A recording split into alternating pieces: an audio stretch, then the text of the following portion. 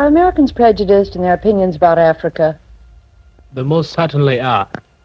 How could they be objective about African Negroes while they are prejudiced against American Negroes? I disagree with you completely.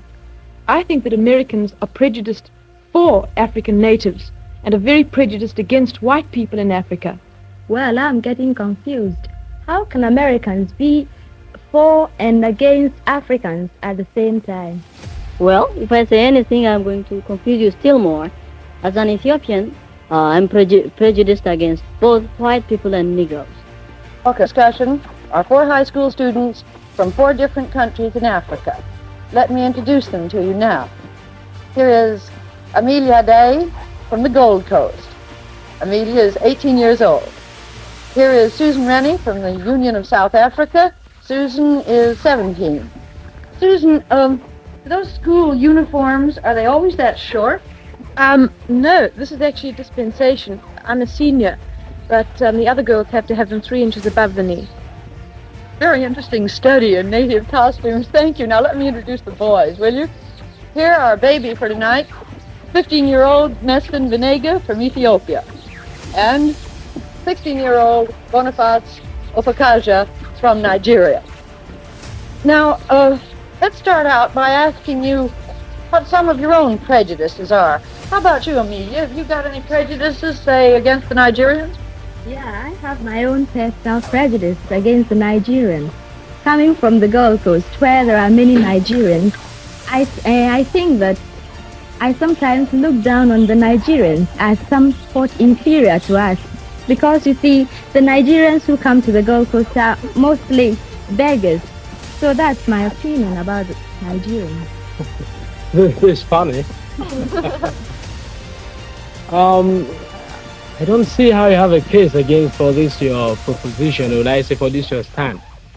Actually, personally, I look towards the Gold Coast not as inferiors, but perhaps as people that are individualistic, are not working towards the communal effort towards the welfare of the nation. They, of course, have made great strides because they are a very small country, and yet you have all these differences in their country. Nesbin, how about your prejudices? You admitted to several at the beginning. Well, as I told you before, we have also our own prejudices against the African Negroes. We consider them as inferior. We have, of course, our own reasons for saying so. And what are they, Nesbin? Well, first thing, we consider ourselves to be of the lost tribe of Israel and not Negroes. It's only that our faces are burned that we look like Negroes. And also, we've been ruling part of Africa for hundreds of years during the 16th century, and we ruled part of Egypt, Sudan, and as far down as Mozambique. Well, what about your prejudices against white men? Well, back home, if a woman marries a white man, she is considered mean, and when she dies, the priests never pray for her as they would do for any ordinary man. It's just considered as suicide. Why do you think they look down on the white people so much? Well, for the first reason, religiously they consider them unclean in heart because they eat pork, and that's prohibited in religion. Susan, you got any prejudices? Oh, I think I've got some pretty large prejudices. I think I'm very prejudiced against the foreign press, particularly the American press, because I've come up against a lot of discrimination myself while I've been here. As a South African, everywhere I go, particularly in the schools, at the moment I mention that I'm from South Africa, I'm discriminated against in the sense that, well, the picture in South Africa, the situation has been so badly distorted and so exaggerated because racial news is sensational news. And so journalists have so distorted the picture in South Africa that when I come over here, I'm looked down upon, and I've really felt this discrimination. I haven't been treated as just an individual and a human being, and I feel that the press is responsible for this. Well, I've been wanting to ask you a question for a long time. When we all came here, you just took to me. You like me very much, I can see, and I like you. But I know you are a South African, and I'm an African. But why is it that out here you are very friendly towards me, but down in South Africa, You don't do the same towards the Negroes that are living there. Can you tell me? Well, it's the whole setup. I mean, South Africa, we have a pattern of life which is different to any other country in the world. Because you have the white populations, and which came to the country in 1652, and they are much more highly developed, coming from Europe with European backgrounds and traditions, and they have developed the country and have developed a highly civilized community, whereas the Negroes, the Bantu as we call them in Africa, in South Africa, is primitive, on a very primitive level, and the barrier in South Africa isn't so much color as civilization and economically. Excuse me, on that point, we get into a very, very tense ground recently. You talked about this question of it not being a racial struggle, but a struggle of civilization. Well, personally, you see, I sympathize with your situation, because I couldn't live in a country, your economic position, and perhaps your future well-being as a nation might be in danger if you allow the strong-hearted, driving Africans to take over the government. That is, of course, what will happen if they're given the vote. Nonetheless, let us come now to that basic issue of racial segregation. I hear this honorable gentleman from Ethiopia. I think it's high time Ethiopians come to the side where exactly they are.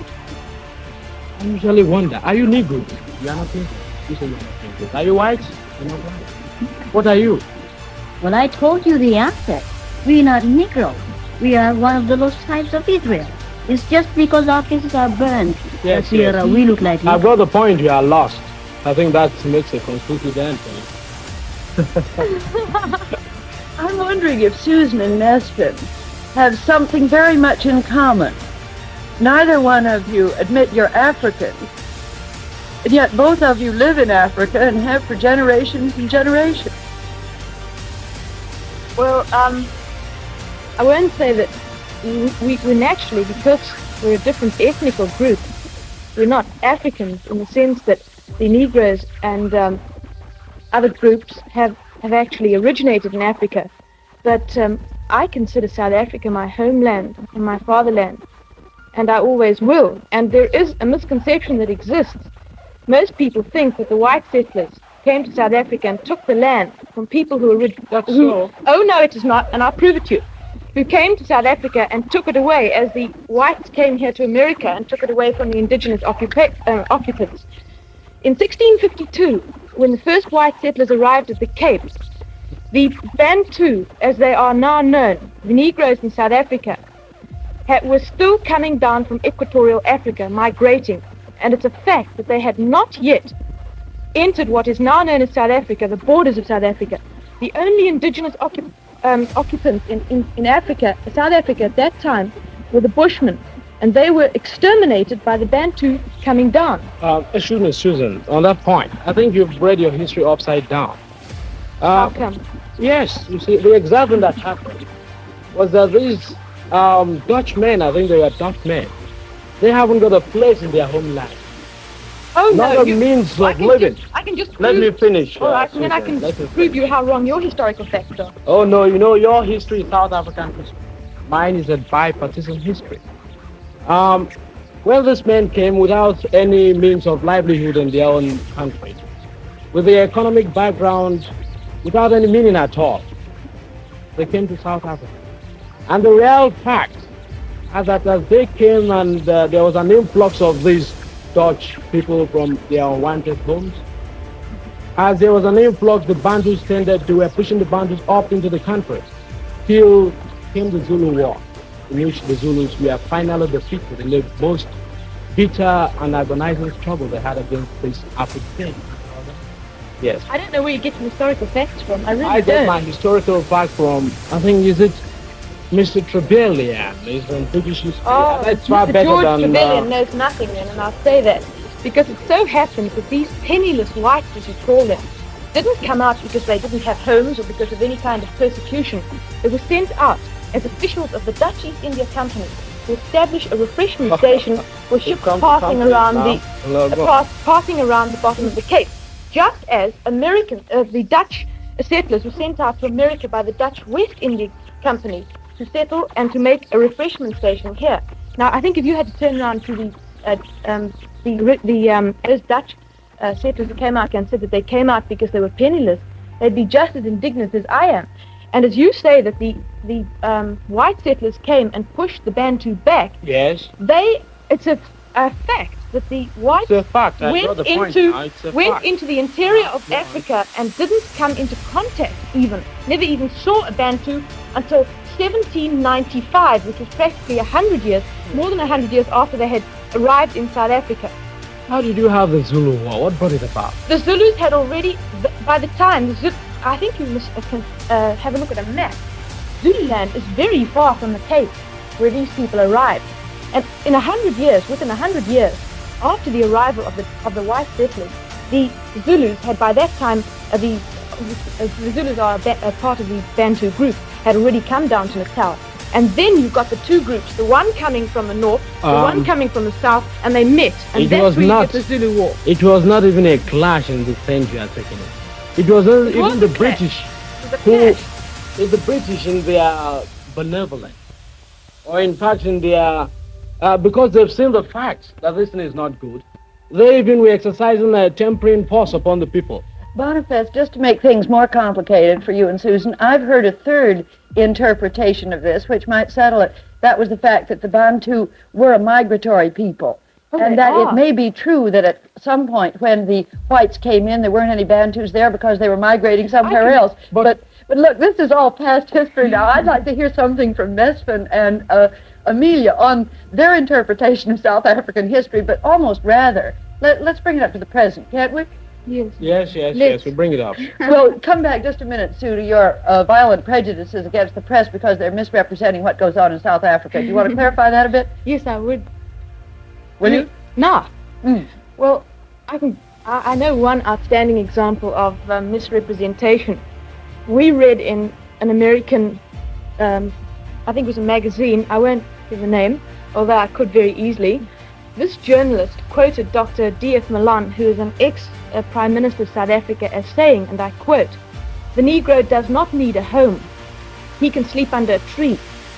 Well, not only is this absolutely fictitious, but he forgot to mention the fact that brick and concrete trees, known to most people as houses, are costing thousands, millions of dollars of the white taxpayers' money annually.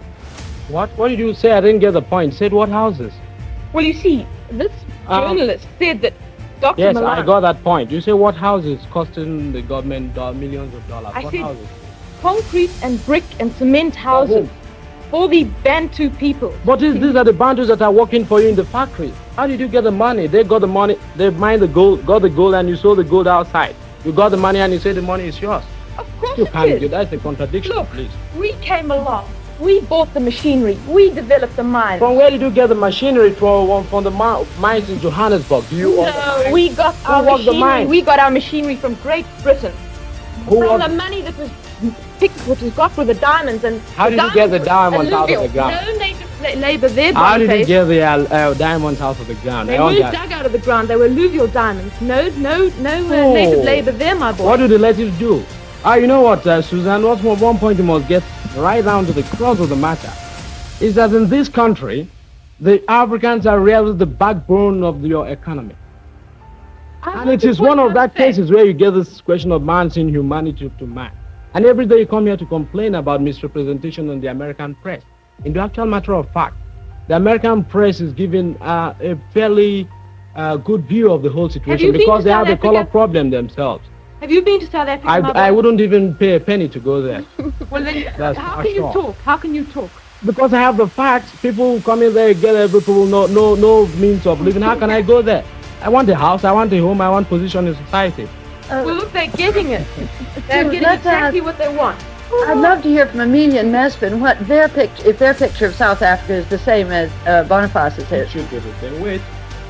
Well, coming from Africa myself, naturally I would be a little embittered against the whites in South Africa because from what we hear, they are mistreating the Africans there. But personally, I have no preconceived ideas against the whites because, frankly, I haven't been there, and you can't always trust what you hear from people or what you read from the press. So I have no solid facts about South African problems. Actually, I myself am against the South Africans because I mean the white people in the South Africa, because in whose house can one come and take away They haven't the taken away any property? Because what they are doing now, the white people are mining and taking the property for themselves, and that's what they shouldn't do, because the native people who are living there, they should have what is the property of theirs.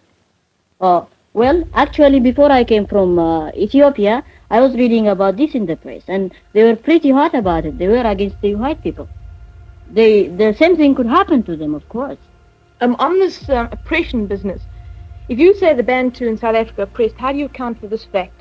That every year, regularly, hundreds of thousands of Bantu and Negroes from other territories adjoining South Africa, such as Portuguese, East Africa, etc., are invading our country illegally in spite of the law. We've gone. Are they coming for oppression? They know what goes on in South Africa, and they come back year and year again. Those who have worked in South Africa and have been sent back, come back. Are they coming back to seek oppression? Your query, this does not answer what I am driving at. The Africans have the land. They were there before do not you. have the land, and They they were mine not the there before gold. us. All right, wait a minute, Susan. Let me get my point straight before you go. They mine the lands. They get the diamonds. You sell the diamonds outside, and when you get the diamonds, you say they are not to be given their own fair share of the quota. Have you read "Cry the Beloved Country"? Yes, I have. How? It's a one-sided Look, view. one-sided view, and it was written by an European. How could Europeans be having one-sided view about their own They're king and radicals in king? every nation. Radicals? You are radicals in South Africa, then? Oh, no, we're not. Look, Mesfin was just talking about, and all of you, about the importance of news about South Africa in the Gold Coast, in Nigeria, and in Ethiopia. I'm wondering whether news about racial problems in the United States also takes up a good deal of space in your countries. Does it in the Gold Coast? Yes, very, because after all, the Negroes come from the Gold Coast, and we feel very badly about what the Americans are doing to our Negroes. I know that one of my ancestors probably came here too, and from what I hear in the Gold Coast, the Americans don't give the Negroes a fair chance of activities here. For instance, they don't give the Negroes the same education as they give their white Americans. And also, for instance, a Negro wouldn't be permitted to ride on the same bus with a white man. As for me, I don't think that color, which is purely a natural thing, can be such a great bar to human understanding. And I think America is a democratic nation, as it calls itself. But this one thing really doesn't show it all very well as a democratic country. Amelia, you've been in the New York area for about a month now. Does the picture you had of America that you've just described correspond to what you've seen here in the schools and the communities you've been in?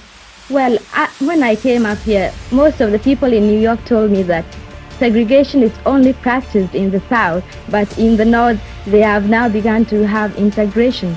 Well, I didn't think much about it, but one day after school, I went to a restaurant with a friend of mine, and she's an English girl, and we sat there and waited to be served by a waiter. Well, the waiter just came around, looked at us and passed us, and went around serving others who came in after us. Well, I knew at once what he was doing, but my friend didn't know it. So she walked up to the waiter and said, "Well, we've been waiting here so long, won't you serve us?" The waiter just looked at her hard and then looked back at me. And then I told the girl that we better leave the restaurant because I understood it. But the girl was shocked, but I wasn't surprised because that was what I was expecting to find. And How about Americans- you, Mesfin? Well, in my country... No, I mean your experience with segregation here. Have you had any? Well, when I came to America, I was in Dwightmore High School, and I went for a haircut in the city. I looked up for a barber shop. I went there, and they told me they were busy. I went to a second one. The same thing happened, and to a third one, too. How about Dwightmore? Are there any Negro students there? Well, there are quite a lot of them. In fact, about 3-4 Negroes in the school. And they are well treated as the other white people, and I'm happy about it. In fact, one of the vice president of the school is a Negro himself, Linton Marsh.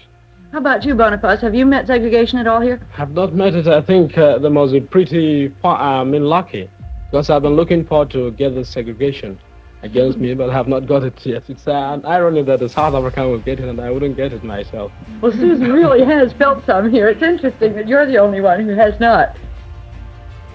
Well, yes? What are we after now? I think we'll come back to this question of I think it was the United States racial problem. Well, I feel, of course, that the outlook here has continued to be better. You do? I do. But on the other hand, this racial segregation, which of course I do, and I'll always make that point clear, is an outcrop of insecurity in economic conditions, and also somehow low-pointed opinions and all that sort of thing. Provides other people with that same pretext by which they could criticize the United States. Asians and Africans can't understand why a country devoted to the greatest ideals of freedom and democratic government should expect to discriminate among their citizens. We didn't get to ask Sue whether in South Africa her newspapers play up racial news in America too. Oh yes, they play that a great deal. Well, naturally we get all these stories about the riots at Clinton, Tennessee, and how they had to escort these people to school and bring out the National Guard and so on and so forth. Mrs. Waller, if I may interpret, I think there are more rats in the Johannesburg area, in the Negro area, than there are in Tennessee. Am I right, Susan? Well, there are a couple of... rats, yes. No, I wouldn't say riots. And wait a minute, in the Johannesburg area, you have only one telephone to the whole Negro population. Oh, rubbish. Yes. Where did you get facts from? Facts from books written on countable times on South Africa. Well, that's We are not the only country in the world. ridiculous. That is absolutely ridiculous. Absolutely true. I'll get this for you afterwards. There are not, I can... All right, let me finish you. my question. What Let me finish my statement, please. No wonder people prejudice Let me with finish so my much ignorance. please. One telephone in the whole Johannesburg district. Why? They don't want the that's not Africans true. to have a means of communication by which they could rebel against the people. I'm speaking from fact. John Gunter wrote that. That's absolutely ridiculous. And Ridiculous. I think if you try and... Oh, you didn't say it was wrong. It is ridiculous, It's but not not, wrong. it's wrong. That's It is wrong. Ridiculous, but not That wrong. is no fact. Bonafide, if you have got your facts from one-sided... It's not one-sided, Mesfin. It's it not should one-sided. be, because you know. what you've got is almost all what you've got All right. is Look, I'm against gonna each show I other. can give you both concurrent. John Gunter wrote that. An African newspaper in Nigeria wrote that. A British paper wrote that. A Lebanese paper wrote that. All the world prejudice against Well, you South can't Africa. so much criticize the country without actually going there and seeing what is happening, you see. I don't need to go there. I told you I wouldn't You pay attention should. to go there. How because can I go we there? have come to America and we are looking what they are doing in America. We might have got false ideas of America. In America, I would the outlook appreciate it has if you- continued to be better. In South Africa, the outlook has continued to be worse. Well, I And disagree And with that you on exactly, that. I Ms. disagree with Mesfin. you. As a matter No, of that fact, exactly. we are progressing. Wait a minute, Susan. That exactly, Mesfin, is what, Susan, I think you better take care about this. When these Africans come to learn that they are really being discriminated, they are learning now. And when they rise, you know what has been imposed upon the people by law, or what has been suppressed when you get the people really suppressed. When they rise, they shall throw away that same government. And you are... Well, look, instead you of- had your speak, I'm going to have mine now. It so happens that this apartheid, which you most probably have misinterpreted already, No, you misinterpreted just a minute, yourself. let me speak, Nothing. is working towards a solution in South Africa, and it so happens that there will be no riots, nothing like that. This apartheid policy, which I will afterwards speak to you about, seeing I think there's only very little time, is working towards getting self-realization and self-rights for the black people within their own areas. And I think if you make a careful study of apartheid, you'll see, and already they've started legislating in South Africa and spending vast sums of money. Within the next 20 years, we're going to have a solution to our problems. I've spent 15 years learning it, and every day I become more prejudiced against South Africa. I don't need to spend a day more. But And I think for you're getting your instance, facts please, from the wrong source. not That's all from I the can wrong say. source, please. You're getting your facts from the government laid out principles and practices Well, that I racial live there. segregation will I be live there. I ought discriminated. to know. I don't You want to you live live there. 7,000 miles away. How can you That's know? not better. I have a home, I have a house, I Reading can walk anywhere I propaganda. have. Reading propaganda. Unfortunately, All right, our no, time no, is running let's out. put that down. I'm wondering if anybody's got a final word to say on the subject of prejudice and where they come from. Yes. Mesfin? Folks, I understand I'm becoming an African, I suppose. I think, Susan, I'm sure that government policies sometimes conflict. because you and I get on so well together, and I'm sure that this time our governments are in the wrong. So if we get on together, I'm sure in the future they will try to understand each other better. I think the important thing to consider is whether on the balance, the direction in which a nation is going is the right one. If two different, even contradictory opinions or points of views can be hospitable, can be exist in hospitality in the United States. You're talking about Amelia's point at the beginning now. At the beginning, yes. Yes, when she said that Americans, she was confused because they could be pro and anti at the same time. Yes. Can have hospitality in the United States. This is progress. It may not be, it is not weakness. The dynamism of a democracy that gives hospitality to two points of view. I'm sorry, that's all the time we've got. We'll be back again.